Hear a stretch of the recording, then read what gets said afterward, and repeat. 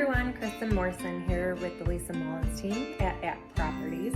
Coming on to talk to you about, so you're thinking about moving, you've talked to your lender and got pre-approved. So what kind of home do you want? Do you want maintenance free, which would be a cottage home, a condo, a townhouse, a duplex? Do you want to be attached to a neighbor, or do you want to be separate?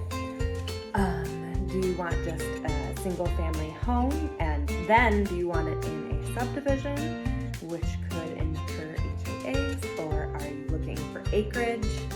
Do you want acreage and a pole barn?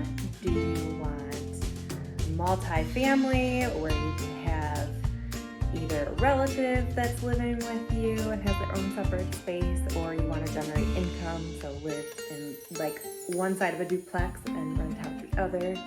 There are a lot of decisions to make on what kind of home is perfect for you, because everyone's home is different.